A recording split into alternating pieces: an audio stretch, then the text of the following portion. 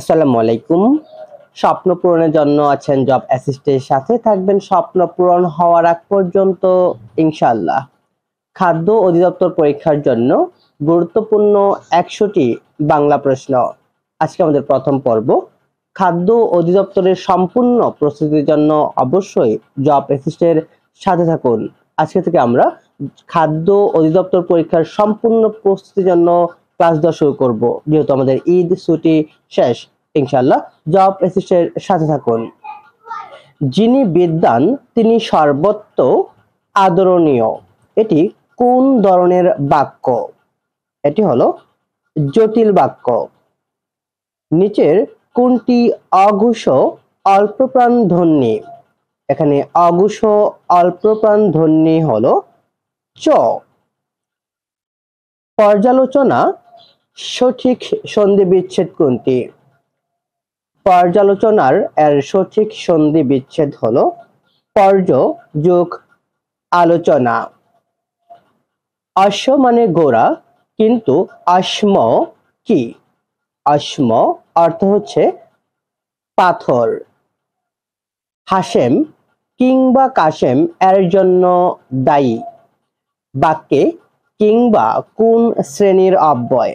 এখানে কিংবা এটা হলো সমুচ্চয়ী অব্যয়। নিত্য মূর্ধন্য ষ কোন শব্দে বর্তমান? এখানে নিত্য মূর্ধন্য ষ আষাঢ় শব্দে বর্তমান। কোন বানানটি শুদ্ধ? এখানে শুদ্ধ বানান হলো বিভীষিকা, বয় ঋষিকার, ভয় দীর্ঘিকার, মদিনাস্বর ঋষিকার, কয় আকার। এটি হলো শুদ্ধ বানান। আহব এর সমার্থক শব্দ কোনটি? এর সমার্থক শব্দ হলো যুদ্ধ। সে অসুস্থ ছিল, তাই পরীক্ষা দিল না। এটি কোন বাক্য? এটি হলো যৌগিক বাক্য। কোনটি সমাসবদ্ধ শব্দের বা পদের বিশেষণ? এখানে সমাসবদ্ধ পদের বিশেষণ হলো বেকার যুবক। নিচের কোনটি রুড়ি শব্দের উদাহরণ? এখানে রুড়ি শব্দের উদাহরণ হলো হস্তি। কোন পদের আগে অজস্র বসালে বহুবচন হয়? বিশেষ্য এর আগে অজস্র বসালে বহুবচন হয়।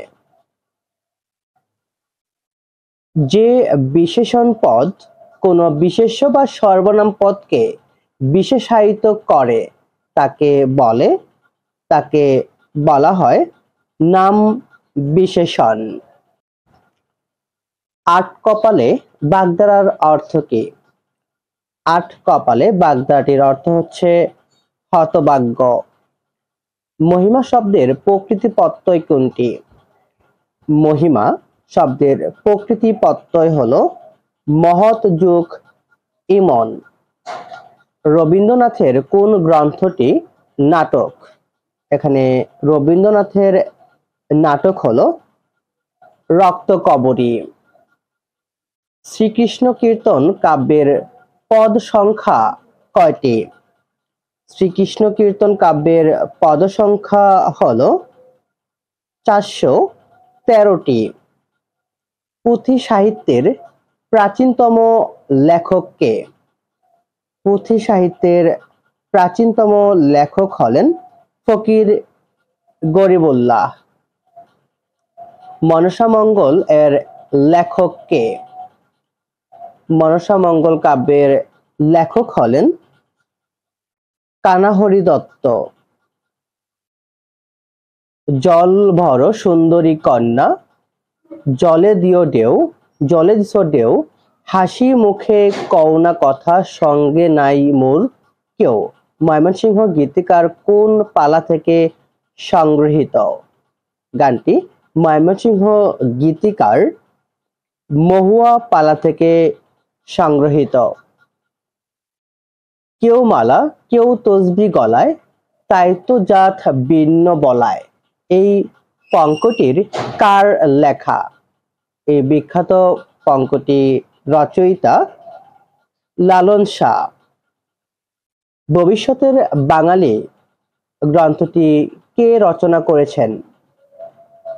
ভবিষ্যতের বাঙালি গ্রন্থটি রচনা করেন এস ওয়াজেদ আলী। বাংলা সাহিত্যের কোন সাহিত্যিক গাজী মিয়া হিসেবে পরিচিত বা গাজী মিয়া নামে লিখতেন? গাজী মিয়া নামে পরিচিত ছিলেন মীর মশাররফ হোসেন। বাংলা মৌলিক নাটক রচনার সূত্রপাত হয় কত সালে?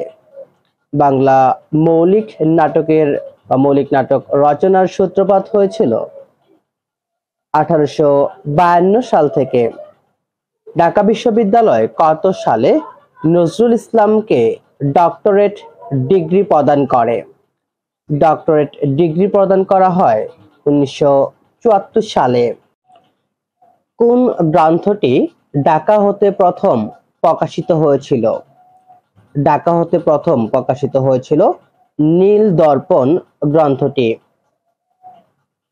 গরিবের গ্রাস কেটে খাওয়া যারা হয় মহাজন, তাহাদের মরণাস্ত্র গড়িতে তাহারই ইন্ধন জুগাইয়াছে ধীরে যুগ যুগ ধরি। এই কাব্যাংশ কার রচনা?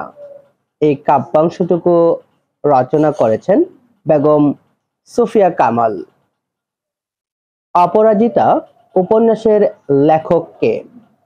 অপরাজিতা বিখ্যাত এই উপন্যাসটি রচনা করেন বিভূতিভূষণ বন্দ্যোপাধ্যায়।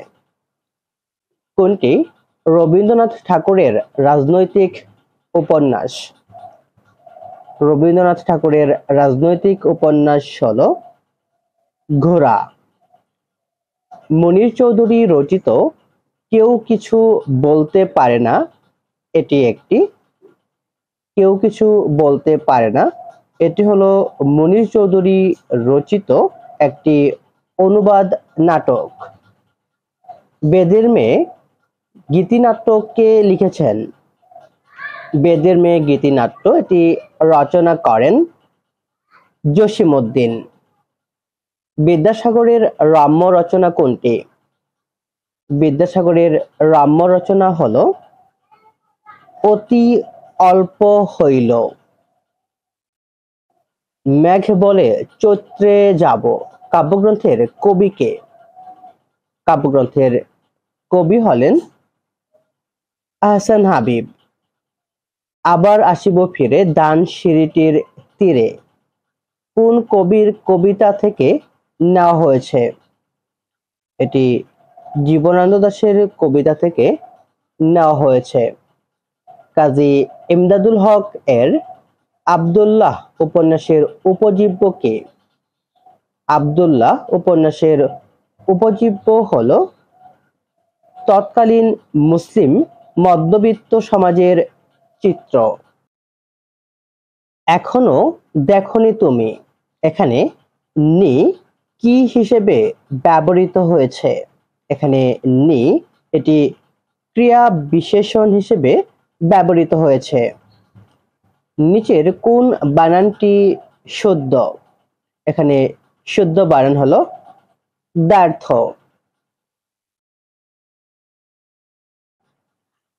বেগর শব্দটির অর্থ কি? শব্দের অর্থ হচ্ছে জঘন্য ব্যক্তি। চারুতা এর সমার্থক শব্দ নয় কোনটি? চারুতা এর সমার্থক শব্দ নয় করুপতা। ভূত এর বিপরীত শব্দ কোনটি? ভূত এর বিপরীত শব্দ হচ্ছে ভবিষ্যৎ। দপ যোগ দপ দপাদপ এটি কিসের উদাহরণ? এটি হলো অসমীকরণ এর উদাহরণ। নিচের কোনটি ঘোষধ্বনি? এখানে ঘোষধ্বনি হলো জ। হ হরিণ কোন ধরনের শব্দ? হরিণ এটি হলো রুরো বা রুরি শব্দ। বৃষ্টি পড়ে টাপুর টুপুর, এর মধ্যে টাপুর টুপুর কিরূপ অব্যয়? এখানে টাপুর টুপুর এটি হলো অনুকার অব্যয়। শ্রদ্ধা শব্দের সঠিক প্রকৃতি প্রত্যয় কোনটি? শ্রদ্ধা শব্দের সঠিক প্রকৃতি প্রত্যয় হলো শ্র যোগ দা যোগ আ।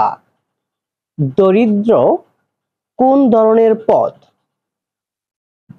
দরিদ্র এটি হলো বিশেষণ পদ। সঠিক বাক্য কোনটি? এখানে সঠিক বাক্য হলো মেয়েটি সুকেশা ও সুহাসিনী। অর্থ এর সমার্থক শব্দ কোনটি? অর্থ এর সমার্থক শব্দ হলো নিধি। সমাসের ধারণা কোন ভাষা থেকে এসেছে? সমাসের ধারণা এটি এসেছে সংস্কৃত ভাষা হতে। ক্রিয়ার কাল ব্যাকরণের কোন অংশের আলোচ্য বিষয়? ক্রিয়ার কাল বাংলা ব্যাকরণের শব্দতত্ত্বে আলোচনা করা হয়। বরর পিরিতি বালির বাঁধ, ক্ষণে হাতে দড়ি, ক্ষণেক চাঁদ, চরণ দুটি কার রচনা? চরণ দুটি রচনা করেন আলাউল। আরাকান রাজ্যের তৎকালীন মন্ত্রী সৈয়দ মুহাম্মদের নির্দেশে আলাউল নিম্নের কোনটি রচনা করেন? তিনি তৎকালীন আরাকান রাজ্যের মন্ত্রী, তার নির্দেশে তিনি রচনা করেছিলেন সতী ময়রা। প্রথম বাঙালি মুসলমান কবি কে? প্রথম বাঙালি মুসলমান কবি হলেন শাহ মোহাম্মদ সগীর। কাজী নজরুল ইসলামের কাব্যগ্রন্থ কোনটি?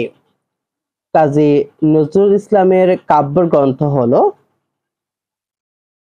বিশের বাসী। বাংলা ভাষার প্রাচীন নিদর্শন, বাংলা ভাষার প্রাচীন নিদর্শন চর্যাপদ। রবীন্দ্রনাথ তার কোন গ্রন্থটি নজরুলকে উৎসর্গ করেন? রবীন্দ্রনাথ তার বসন্ত এটি তিনি কবি কাজী নজরুল ইসলামকে উৎসর্গ করেছিলেন। কাজী এমদাদুল হক এর আব্দুল্লাহ উপন্যাসের প্রধান উপজীব্য কি? এর প্রধান উপজীব্য ছিল তৎকালীন মধ্যবিত্ত মুসলিম সমাজের চিত্র। মাইকেল মধুসূদন দত্তের দেশপ্রেম প্রবল প্রকাশ ঘটেছে, তার দেশপ্রেম প্রবল প্রকাশ ঘটেছে সনেটে। সিরাজাম মুনিরা কাব্যগ্রন্থের রচয়িতা কে? সিরাজাম মুনিরা কাব্যগ্রন্থের রচয়িতা হলেন ফররুখ আহমদ। বাঙালির লেখা প্রথম গ্রন্থ ব্রাহ্মণ রোমান ক্যাথলিক সংবাদ এর রচয়িতা কে? এর রচয়িতা হলেন দুম আন্তনিত্য। বাংলা কবিতার ছন্দ রচনায় এবং ছন্দ উদ্ভাবনে অপ্রতিদ্বন্দ্বী ছিলেন সত্যেন্দ্রনাথ দত্ত। শরৎচন্দ্রের আত্মচরিতমূলক গ্রন্থ কোনটি? তার আত্মরচিত বা তার বিখ্যাত উপন্যাস হচ্ছে শ্রীকান্ত। আপন গড়ে বোঝাই সোনা, পরে করে লেনা দেনা চরণটির রচয়িতা, বিখ্যাত এই চরণটির রচয়িতা হলেন লালন শাহ। পেরিচাঁদ মিত্রের গ্রন্থ কোনটি? এখানে পেচাঁদ মিত্র কর্তৃক রচিত গ্রন্থ হলো বা তার বিখ্যাত উপন্যাস হলো আলালের গড়ের দুলাল। ৭১-এর দিনগুলি কে লিখেছেন? ৭১-এর দিনগুলি গ্রন্থটির রচয়িতা হলেন জাহানারা ইমাম। চর্যাপদের ভাষাকে কে বাংলা ভাষা দাবি করেছেন? চর্যাপদের ভাষাকে বাংলা ভাষা হিসেবে দাবি করেছেন অধ্যাপক সুনীতি কুমার চট্টোপাধ্যায়। সঞ্চয়ন গ্রন্থটির রচয়িতা কে? সঞ্চয়ন গ্রন্থটির রচয়িতা হলেন কাজী মোতাহার হোসেন। ময়মনসিংহ গীতিকা কতটি ভাষায় অনূদিত হয়েছে? ময়মনসিংহ গীতিকা এটি অনূদিত হয়েছে ২৩টি ভাষায়। মধ্যযুগের প্রথম কবি হচ্ছেন মধ্যযুগের প্রথম কবি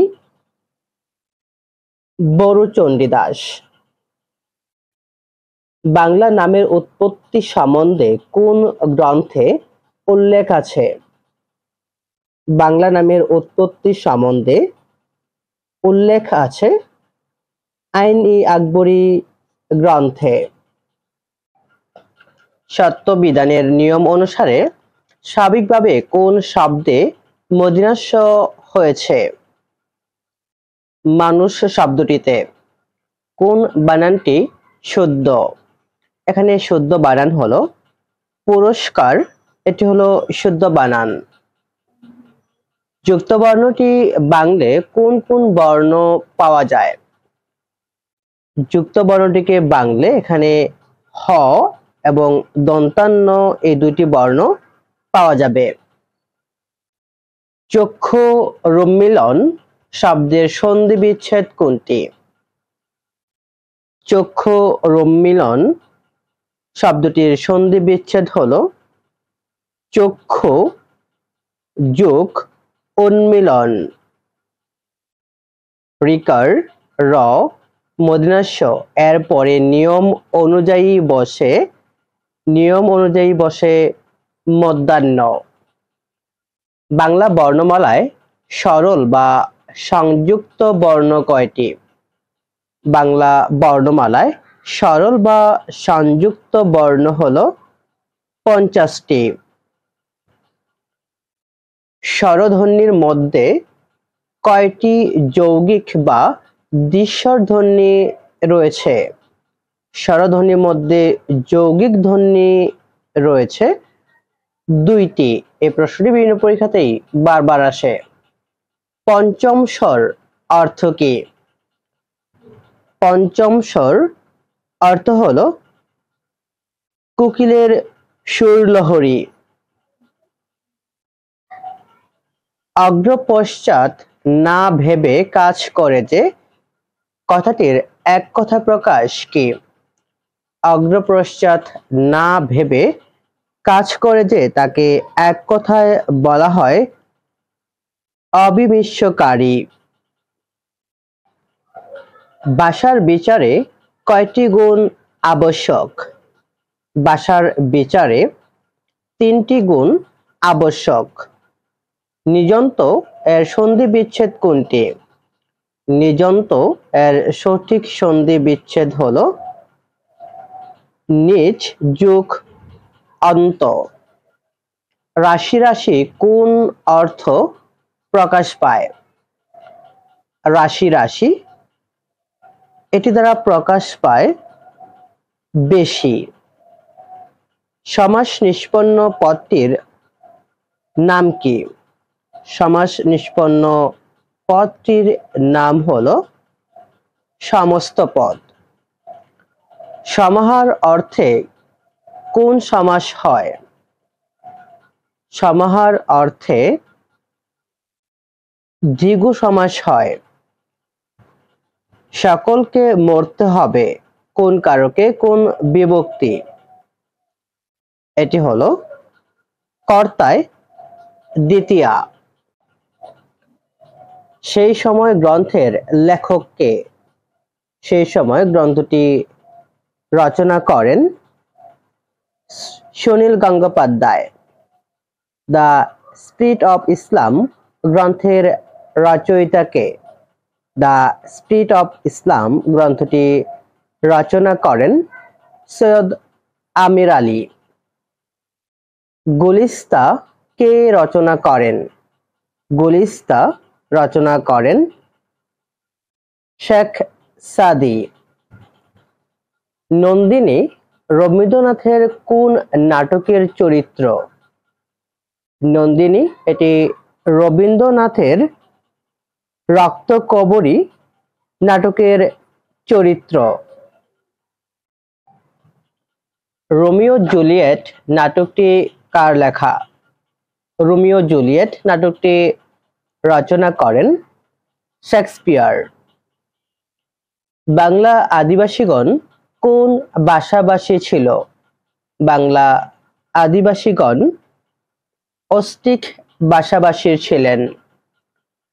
বাংলা উপন্যাস ধারার জনক কে? বাংলা উপন্যাস ধারার জনক হলেন পেরিচাঁদ মিত্র। কায়কোবাদের মহাশ্মশান গ্রন্থটি কোন ধরনের রচনা? মহাশ্মশান এটি হলো একটি মহাকাব্য। নীল লোহিত কার ছদ্মনাম? নীল লোহিত ছদ্মনামে লিখতেন সুনীল গঙ্গোপাধ্যায়।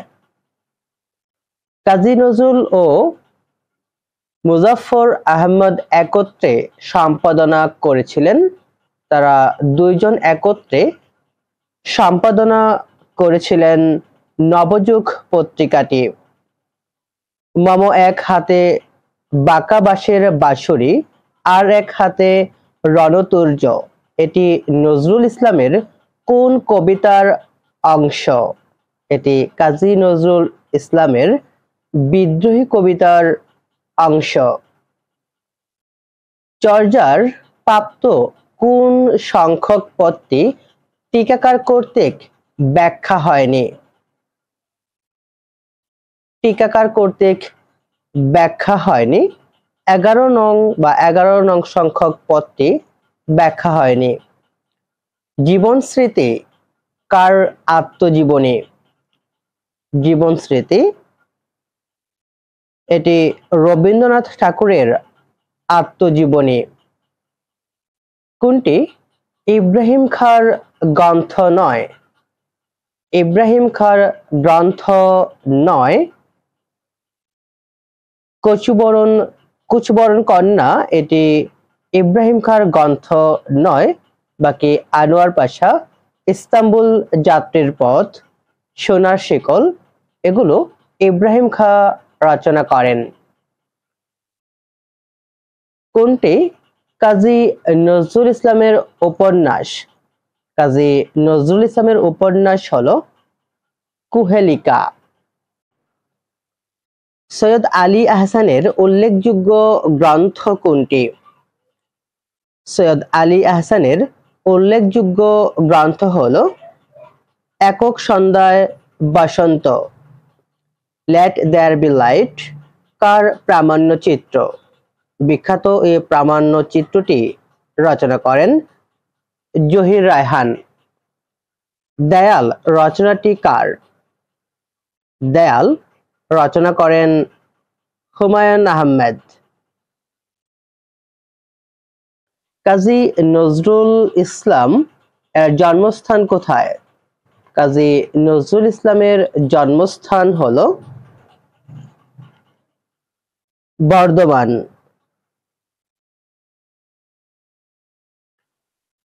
রমা সুন্দরী উপন্যাসটি কার লেখা? রমা সুন্দরী উপন্যাসটি রচনা করেন প্রভাত কুমার মুখোপাধ্যায়। এই ছিল আমাদের আজকের প্রথম পর্বে গুরুত্বপূর্ণ বাংলা 100টি প্রশ্ন। আপনারা যারা 46তম বিসিএস দিবেন, এছাড়াও সরকারি সমসাময়িক যত পরীক্ষা হবে সকল পরীক্ষার জন্য আমাদের এই প্রশ্নগুলো খুবই গুরুত্বপূর্ণ। আশা করছি সকল পরীক্ষাতেই এই প্রশ্নগুলো ইনশাআল্লাহ কমন পাবেন। আচ্ছা, খাদ্য অধিদপ্তর এর জন্য আমাদের টপিক ভিত্তিক প্রতিটি টপিককে ভাগ করে আমরা ক্লাস দিব। আজকে পর্যন্তই। আসসালামু আলাইকুম।